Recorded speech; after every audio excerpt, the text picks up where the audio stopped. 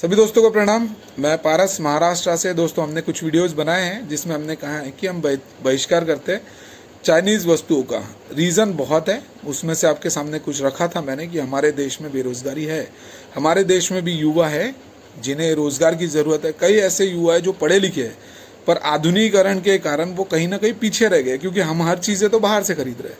दोस्तों, आपका ध्यान बताना चाहूँगा इस तरफ कि हमारे देश में अगर 2 देशों के व्यापार होते हैं तो 5 ऐसे देश हैं जिन लोगों के व्यापार 19-20 के कुछ आंकड़े आपके सामने रखना चाहूँगा।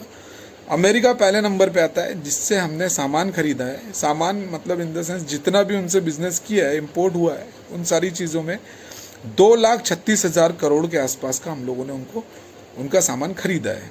उसमें एप्लीकेशंस भी आ रही है, सारी चीज़ें आ रही है, जो कपड़ा भी आ गया सारे, और उनको बेचा है 3,48,000 करोड़ का आसपास का सामान। यानी कहीं ना कहीं 1,11,000 करोड़ का इंडिया का भारतीय सामान बाहर गया है। अब चाइना केस में अगर आप देखेंगे जो दूसरे नंबर पे है, उनसे हम लोगों ने खरीदा है 4,40,000 करोड़ के आसपास का सामान और उन्हें बेचा है 1,09,000 करोड़ के आसपास। मतलब हम लोगों ने 3,30,000 करोड़ रुपए के आसपास का बिजनेस लिया है। चाइना का वो वस्तु हमने खरीदी है जिसका उपयोग हम कर रहे हैं। इस साल की बात कर रहा हूँ मैं, 19 और 20 की, 3,30,000 करोड़।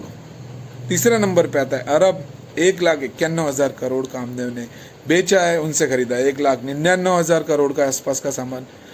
सऊदी अरब है, 40,000 करोड़ का आसपास का उनको बिजनेस हमने सामान बेचा है, 1,76,000 करोड़ का सामान आसपास लिया है उनसे। हांगकांग, जिसका 70,000 करोड़ का सामान हमने उन्हें बेचा है और 1,10,000 करोड़ के आसपास का सामान हमने उनसे खरीदा है। अब कहीं ना कहीं अगर हम ये देख रहे हैं तो 3,30,000 करोड़ का जो सामान है जो हमने चाइना से मंगाया है इंडिया में, उसका उपयोग हम लोगों ने किया है। उसे हम सरकार को तो दोष नहीं दे सकते। अब उपयोग करने वाले अगर हम लोग हैं, मैं हर बार यही आपको बताने की कोशिश कर रहा हूँ कि अगर हम चाइनीज़ वस्तुओं का उपयोग करेंगे, ठीक है, तो उसके अनुपात में जो भारतीय सामान बना रहा है वो कहीं हल्की क्वालिटी का, कहीं सस्ता हो सकता है, कहीं और ऐसी चीज़ें हो सकती है जो फिनिशिंग में ना हो। नतीजा क्या हो जाता है, हमने एक भारतीय और एक चाइनीज़ वस्तु में कंपटीशन पैदा कर दिया।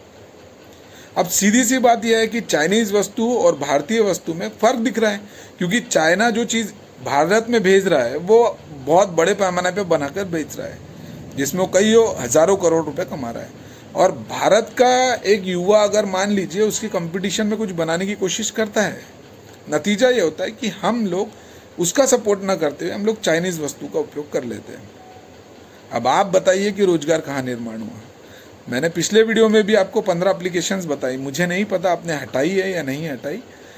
आपके ऊपर निर्भर करता है कि आप क्या देना चाहते हैं हमारे देश को।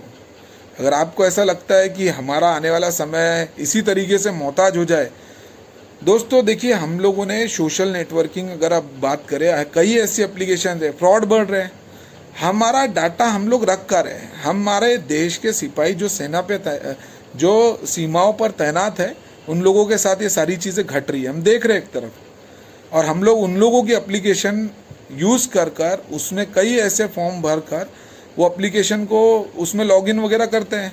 नतीजा क्या होता है, हमारे देश में जो भी एक्टिविटी, जो भी हमारे देश की चीज़ें चलती है, हमारा डेटा उनके पास पहुंच जाता है और फिर कहीं ना कहीं फ्रॉड होता है।